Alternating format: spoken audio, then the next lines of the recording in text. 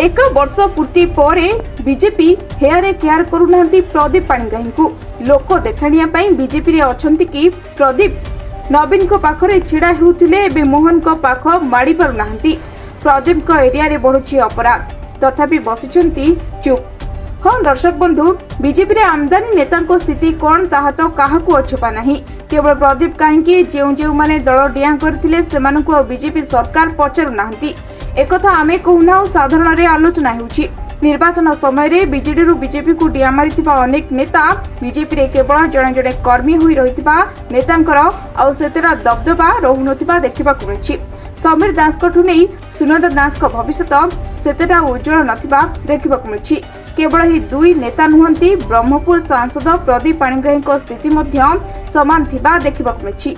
एबे अनेक गुड़िए कार्यक्रम रे बीजेपी नेता माने स्टेज उपरे रहुतबा बेले दल डिया देइतबा नेतांकू सेतेटा सम्मान दिया जाउ नहीं। बीजेपी सरकार प्रदीप नवीन को पछे पछे रहुतबा बेले बीजेपी सरकार रे प्रदीप पछरे पड़ जाइछथि। अन्य पटे ब्रह्मपुर सांसद होई मध्य सबु प्रसंग रे प्रदीप ताला पकाउतबा देखिबाकू मिलछि। प्रदीप कर एरिया रे क्राइम बढ़ुथिले मध्य से सामना को आसी कोनसी कार्य करुतबा नजर आसुनांती। तेबे केबे प्रदीप नीरवता भांगुछंती ताहा तो केवल समय ही कहबो। तेबे प्रदीप को परे अनेक नेता दलडिया मारिछंती। आकाश दास नायक, सिद्धांत महापात्र, अरिंदम दास का भली लोकप्रिय जनाशुना नेता स्थिति एबे असंभाळ परी मने होछि।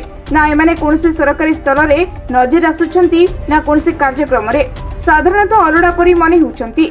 दल डे निर्वाचन बैतरणी तो पार होई गले किंतु दल रे अणदेखा होई रही कोनसी कार्य रे आउ से जोग देई परनाहंती।